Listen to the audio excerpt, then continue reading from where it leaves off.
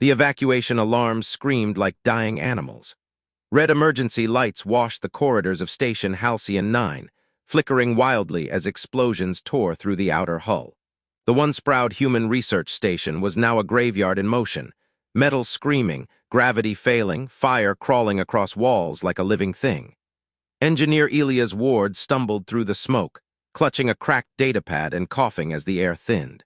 "Evacuation pods launching in 3 minutes," the station AI repeated, its voice distorted by damage. "All personnel proceed to nearest escape vector." 3 minutes, that was all humanity had left here. Elias rounded a corner and froze. Curled against the wall, half buried under fallen debris, was a small figure, not human. Her skin shimmered faintly blue under the emergency lights. Large, glassy eyes looked up at him, wide with terror. One of her legs was twisted at an unnatural angle, dark blood pooling beneath her. An alien child. She couldn't have been more than 12 by human standards. Their eyes locked. She raised a trembling hand, not in attack, but in fear. "Please," she whispered in broken galactic common. "Don't leave me." The station shook violently as another explosion ripped through the hull. Elias swallowed hard. This station was supposed to be empty of civilians. That was the briefing. Military targets only. And yet here she was, small, wounded, and terrified in the middle of a human evacuation. He checked his wrist display. 2 minutes, he could still make it. The escape pod bay was just down the corridor. But if he left her, his hands clenched. He had a sister once. Same eyes. Same terrified look during the evacuation drills back on Earth before the war took everything. He moved before fear could stop him. Elias rushed to her side, carefully lifting her into his arms. She cried out softly as pain surged through her injured leg. "I've got you," he said, breathless. "You're going to be okay." The station lurched again, throwing them both against the wall. Alarms howled louder now, hull breach imminent. He staggered into the escape bay just as automated systems began sealing the bulkheads. Inside, only one pod remained. 1. The display flashed red. Capacity, 1 occupant. Elias stared at it, heart pounding. He looked down at the girl in his arms. Her breathing was shallow. Her eyes searched his face, confused, hopeful. He knew what this meant. He helped her into the pod, strapping her small body into the seat. She whimpered, realizing something was wrong. "No," she said weakly, reaching for his sleeve. "You come too." He smiled, soft, sad, and tired. "I can't," he said gently, "but you can." Tears welled in her eyes as understanding dawned. "No, don't leave," she cried, clutching his hand. He squeezed back, forcing a smile through the terror burning his chest. "Live," he whispered. "That's all I need." The countdown reached 0. The pod hatch sealed automatically, slicing the air between them. Her scream was drowned out as the pod launched, blasting away from the dying station, carrying her into the stars. Elias stumbled backward as the blast wave hit. The station groaned, metal tearing apart like paper. He looked up through a shattered viewport and watched the tiny light of the escape pod vanish into the void. A faint smile crossed his face. "At least one of us made it," he whispered. Then the station broke apart. 8 years later, the galaxy trembled. Warships bearing the sigil of the Ilari Dominion emerged from hyperspace, sleek, radiant, unstoppable. At their center stood a command vessel unlike any other. On its bridge stood a tall figure draped in silver and blue armor. Her once soft features had hardened with age, but her eyes, those same luminous eyes, burned with purpose. "Signal detected," an officer announced. "Residual human life signature. Origin, derelict Station Halcyon 9. Silence fell, the woman's breath caught. "That's impossible," someone whispered. Her hands trembled as she stepped forward. "It's him," she said softly. "Turn the fleet around, we're going back." The bridge fell silent. "My lady," the admiral said carefully, "that region is considered a graveyard. Nothing survives there." She turned, eyes blazing with command and emotion. "Someone did," she said, "and I owe him my life." The fleet changed course, back toward the ruins, back toward the man who chose her life over his own. And this time, she would not leave him behind. The wreckage of Halcyon 9 drifted silently through the void, a broken corpse of metal and memory. Once it had been a symbol of human ingenuity, now it was nothing more than a scar in space. Twisted corridors, shattered modules, frozen bodies drifting like forgotten thoughts. Radiation storms still clawed at its remains, and gravity fields flickered unpredictably. No one came here anymore. No one except her. The Ilari flagship Veiltharin emerged from hyperspace in a wash of silver light, its elegant hull dwarfing the ruins before it. Smaller escort ships formed a protective ring as scanning arrays activated, sweeping across the debris field. On the command deck stood High Commander Lyreth Vale, her posture rigid, her expression carved from iron. 8 years, 8 long cycles since she had last seen the human who saved her life. Her hand tightened at her side. "Scan results," she asked. A technician swallowed nervously. Energy signatures detected within the station's core sectors, faint but consistent, life signs. A murmur rippled through the bridge. "Human?" someone whispered. Lyra's breath caught. "Yes," she said quietly. "He survived." Her memories surged: fire, pain, fear, and a pair of human hands pushing her into safety while doom closed in behind him. She had replayed that moment 1,000 times in her dreams, always waking with the same question haunting her. How? She turned sharply. "Prepare a recovery team. I'm going with them." The bridge fell silent. "My lady," the fleet admiral said carefully, "protocol forbids." "This is not a request," Lyra snapped, her eyes burning. "That man gave me his life. I will not let him die alone in the dark." No one argued further. The shuttle slipped through the wreckage like a ghost, its lights cutting through drifting debris and frozen corpses. As they neared the station's fractured hull, alarms flared. "Radiation levels rising," the pilot warned. "Structural integrity unstable." Lyra didn't flinch. Dock anyway. The airlock sealed with a groan of tortured metal. When it opened, stale air and ice crystals rushed in, carrying the silence of death. The team moved slowly through the corridors, weapons raised, boots crunching over debris and frost. Then, there! A soldier hissed. A faint light flickered ahead. A crude power line ran along the wall, jury-rigged from scavenged parts. "Someone has been living here," the soldier whispered. Lyra's heart pounded. They followed the trail deeper until they reached a sealed chamber reinforced with scavenged plating. A soft hum came from within. "Open it," she ordered. The door hissed open. Inside, a dim shelter glowed with salvaged equipment. Makeshift air filters, power cells, a tiny hydroponic rig struggling to grow something green, and in the center a man. He stood slowly, turning toward them. Older. Thinner, his hair was streaked with gray, his face lined with scars and exhaustion. One eye bore the mark of a burn, the other sharp and alert. He raised a homemade weapon, hands steady despite the tremor in his arms. "Don't come closer," he said hoarsely. Lyra froze, her breath caught in her chest. She took one step forward, then another. "Elias," she whispered. The name hit him like a blow, his weapon lowered a fraction. "How do you know my name?" Her voice trembled. "Because you saved my life." He stared at her, really looked at her for the first time. Those eyes, the same ones that had stared up at him through tears and fear all those years ago. Recognition crashed over him like a wave. "No," he whispered, "that's not possible." She removed her helmet. The room fell silent. "I told you I would remember," she said softly, "and I did." For a long moment neither moved. Then Elias staggered forward, catching himself on a console as emotion overwhelmed him. "You're alive," he breathed. "You made it." Tears welled in her eyes. "Because of you?" Silence broke between them, heavy, sacred. Then the station groaned violently. Warning alarms blared. "Structural collapse imminent," the shuttle pilot shouted over comms. Lyra turned sharply. "We have to go now." Elias shook his head. "No, this place won't survive the jump. You have to leave without me." Her jaw tightened. "I already did that once," she said fiercely. "I won't do it again." Before he could protest, she signaled her guards. They moved in, lifting him carefully despite his protests. "Hey, wait. You gave me your life," she said, gripping his hand as they hurried toward the exit. "Now I'm giving it back." The station shuddered violently as sections tore free into the void. They reached the airlock just as fire ripped through the corridor behind them. The hatch slammed shut. The shuttle launched. Through the viewport, Elias watched the wreckage of Halcyon 9 finally collapse in on itself, consumed by light. He closed his eyes. For the first time in 8 years, he was leaving. Alive. As the shuttle docked with the flagship, medical teams rushed forward. Lyra stayed by his side as medics worked frantically, stabilizing him, treating years of malnutrition and radiation exposure. Before he lost consciousness, he felt her hand still holding his. "You're safe now," she whispered. "I won't let go again." And for the first time since the day he chose her life over his own, Elias believed her. The medical wing of the Veiltharin was silent, except for the steady hum of life support systems. Elias lay unconscious, surrounded by soft blue light and unfamiliar technology.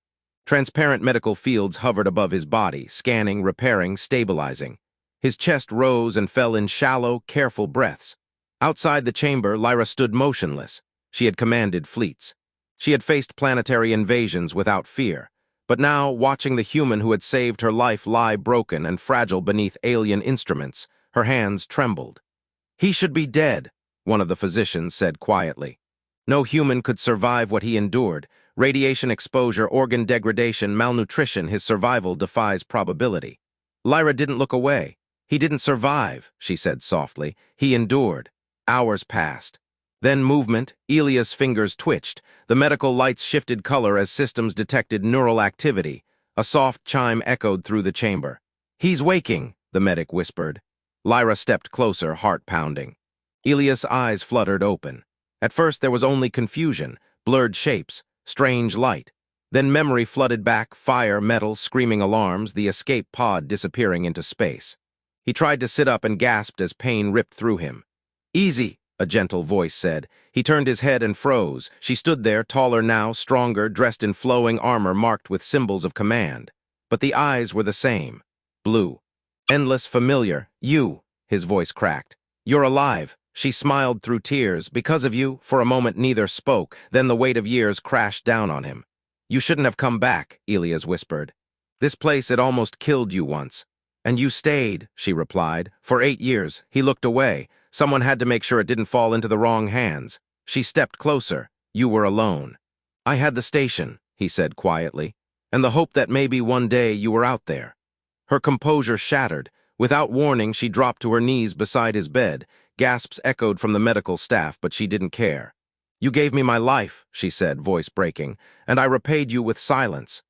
Elias reached out, resting a trembling hand against her cheek. "You don't owe me anything," he said. "Seeing you alive, that was enough." Tears streamed freely down her face now. "I was a child," she whispered. "I didn't understand the weight of what you did, but I never forgot. Every choice I made, every battle I fought, it was to become strong enough to come back for you." The room was silent but for the quiet hum of machinery. Outside, the galaxy shifted. News of Elias Ward's survival spread like wildfire. A human left for dead, who had endured alone in a radiation-scarred graveyard for 8 years. A man who had saved an alien child and, in doing so, altered the course of interstellar history. The Council demanded answers. Human ambassadors demanded his return. Alien leaders watched carefully, realizing the implications. One man now stood at the center of an uneasy balance between species. Days passed. Elias healed slowly. He learned that the girl he saved was no longer a frightened child, but Lyreth Valen, heir to one of the most powerful civilizations in known space. He learned that his sacrifice had become legend among her people, taught in academies, honored in song. He hated that part. "I didn't do it to be remembered," he told her quietly one evening. "I know," she replied. "That's why you are remembered." When he was finally strong enough to walk unassisted, Lyra brought him to a viewport overlooking the stars. "This is where I make my decision," she said. "About what?" "The future," she replied. "Yours, mine." "Ours," he looked at her, confused. "My people want to declare you a symbol," she continued. "A bridge between species. They want to honor you and use you." "And you?" he asked. She met his gaze, eyes fierce and honest. "I want you to choose." Silence stretched between them, heavy with unspoken truth. Finally, Elias smiled faintly. "I chose once already," he said. "I chose you." Her breath caught. Outside the viewport, the stars shimmered, witnesses to a bond forged in fire, sacrifice, and survival. And somewhere beyond the glass, the galaxy waited, because the man who had been forgotten was about to change everything. News of the human survivor spread faster than any fleet. Across dozens of star systems, holoscreens lit up with the same image. A tired human man standing beside one of the most powerful leaders in the known galaxy. The headline repeated everywhere: "The forgotten human lives." To the Elari, Elias Ward became a symbol of honor beyond measure. To the humans, he became something else entirely. A question, a reminder, a wound that never healed. On Earth, the Global Council convened in emergency session. Politicians, admirals, and diplomats filled the vast chamber, their voices sharp with disbelief. 8 years, one ambassador said bitterly. He survived alone for 8 years while we declared him dead. And now the Elari parade him like a trophy, another snapped. A human admiral slammed his fist onto the table. He's a citizen of Earth. He deserves to come home. But others hesitated. Do we even know whose side he's on now? One whispered. That single question hung heavy in the air. Aboard the Veiltharin, Elias felt the weight of that doubt. He stood before a massive viewport, watching distant stars drift past, while Lyra paced behind him. "They're afraid of you," she said softly. "Of me?" he asked bitterly. "I can barely walk without assistance." "Not your strength," she replied. "Your story." He turned to her. "You represent something dangerous to them, proof that compassion can change history, that their war wasn't inevitable." He exhaled slowly. "I never wanted to be a symbol." Lyra met his gaze. "Neither did I, but symbols are born when people need hope." Before he could reply, an alert chimed through the chamber. "Incoming transmission, priority channel, human coalition command." The room fell silent. Lyra nodded to the officer. "Put it through." A hologram flared to life. A human woman appeared, stern, silver-haired, eyes sharp with command. "Elias Ward," she said. "This is Admiral Renat Cole of the United Earth Fleet. By authority of the Coalition, I am ordering your immediate return to human space." Elias clenched his jaw. "And if I refuse?" The Admiral's gaze flicked briefly to Lyra, then back to him. "Then we will consider you compromised." Silence fell like a blade. Lyra stepped forward, voice cold. "He is under my protection." The Admiral's eyes narrowed. "With all due respect, High Commander, this is a human matter." "Then perhaps," Lyra replied evenly, "humans should remember who saved one of ours." Tension crackled across the channel. Finally, the Admiral exhaled sharply. "We will discuss this in person," she said. "Prepare for diplomatic summit, neutral territory." The transmission cut. Elias exhaled slowly. "Looks like I'm the problem," he said. Lyra shook her head. "No, you are the question everyone is afraid to answer." He looked at her, searching her face. "And what's your answer?" She hesitated only a moment. "That some bridges are worth burning if it means building something better." Days later, the summit station came into view, a massive construct orbiting a dead star, chosen for its neutrality. Human and alien ships arrived from every direction. Old enemies, old grudges, old fears. Inside the station, Elias walked between two worlds, human officers on one side, alien dignitaries on the other. Every eye followed him. Whispers echoed, "That's him, the one who survived, the human who chose an alien over his own people." Elias felt the weight of it pressed down on his chest. Then Lyra reached out and took his hand. The murmurs stopped. Together, they stepped into the council chamber. The doors sealed behind them with a thunderous finality. And for the first time in generations, the fate of two species rested on the choice of one man who had once believed his life was worth nothing. The chamber was built for war. Tiered platforms rose in a vast circle, carved from dark alloy and lit by the cold glow of distant stars. At its center stood a single platform, empty, exposed, and unforgiving. That was where Elias stood. No armor, no weapon, just a human in simple clothes, standing between two civilizations that had once tried to destroy each other. On one side sat the Human Coalition Council, generals, diplomats, admirals hardened by decades of conflict. On the other side, the Ilari High Conclave, tall, luminous figures wrapped in ceremonial armor and flowing light. Between them stood silence. Then the accusations began. He endangered humanity by allying with the enemy. He compromised military secrets. He allowed sentiment to override loyalty. Each word struck like a hammer. Elias didn't flinch. He had survived vacuum, radiation, hunger, and 8 years of isolation. This he could endure. Lyra stood several steps behind him, hands clasped tightly, her expression carefully controlled. But beneath her calm burned fury. When the accusations finally paused, the human admiral rose. "Elias Ward," she said coldly, "do you deny choosing the life of an alien over the survival of your own species?" The chamber held its breath. Elias lifted his head. "No," he said clearly, "I don't deny it." A ripple of shock spread through the room. He continued, "I chose a child, a frightened, injured child who would have died alone in the dark." He turned slowly, meeting the eyes of both councils.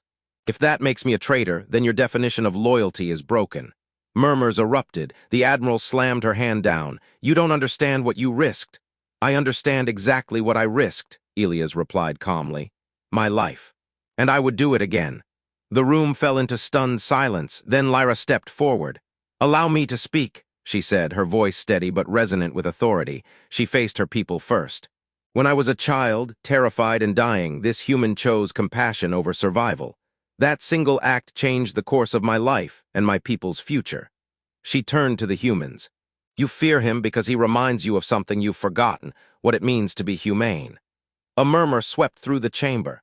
Lyra raised her hand, projecting an image into the air. The image shifted through history, human colonies burning, alien worlds shattered, endless cycles of retaliation. War taught us to see each other as monsters, she said, but this man saw a child. Silence followed, heavy, uncomfortable. Then a voice spoke from the shadows. Enough! All eyes turned. An elderly human stood, leaning on a cane, Counselor Marek, one of the last architects of the Interstellar Accords. He studied Elias for a long moment. When we built those accords, he said slowly, we believed fear kept the peace. Perhaps we were wrong. He turned to the chamber. What if mercy is stronger? The question lingered like a blade suspended in the air. Finally, the Admiral exhaled sharply. The Human Council withdraws its claim, she said. Elias Ward is free. A collective breath was released, but the trial was not over. The Ilari High Speaker stepped forward, eyes glowing softly. Freedom does not end the matter, she said. The actions of this human altered the course of our people. A debt remains. The room tensed. Elias stepped forward. Then let me pay it.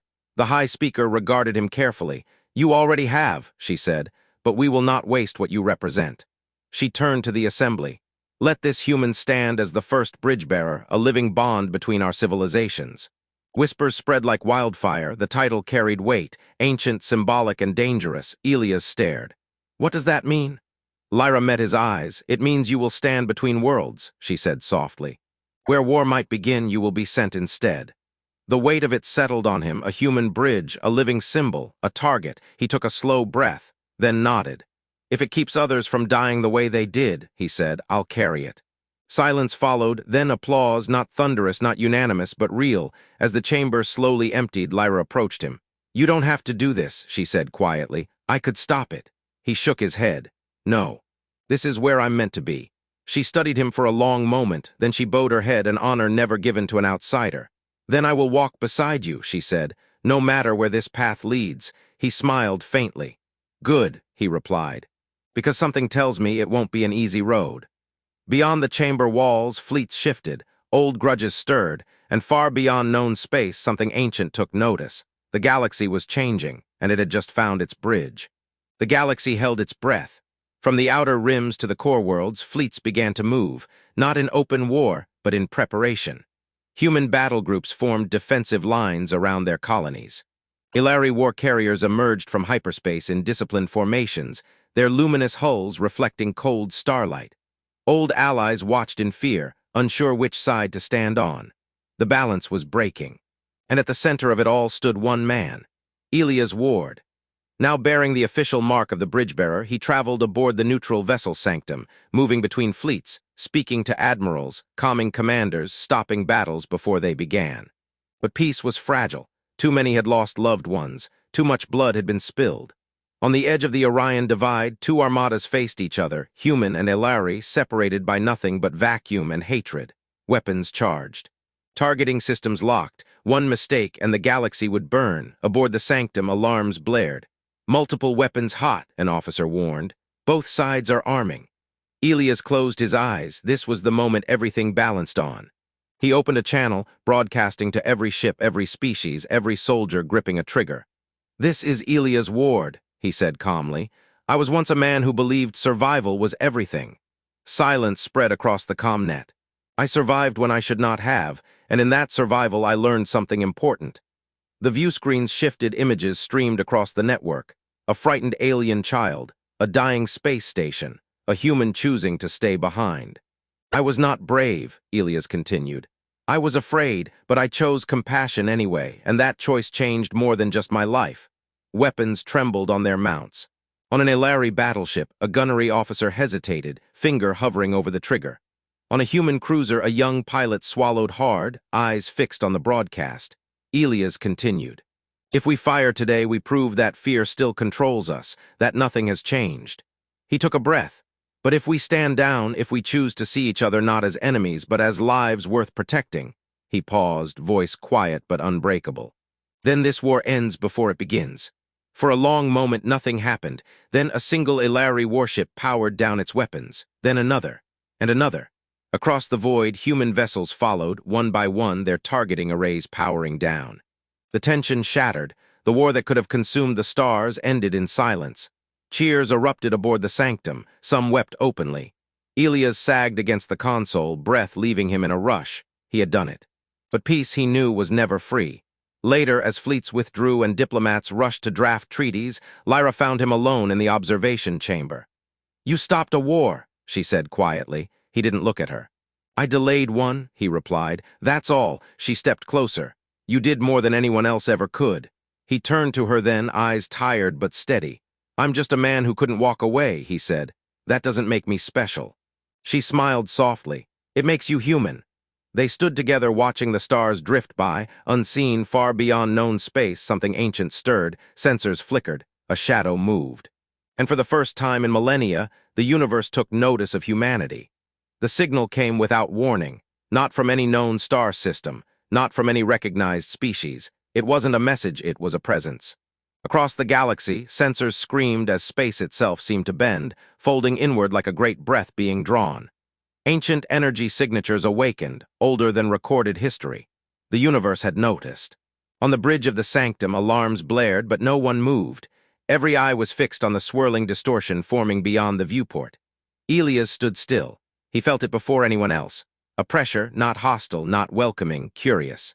"Report," Lyra commanded quietly. The science officer swallowed. "It's not an invasion, it's an observation. Something is watching us."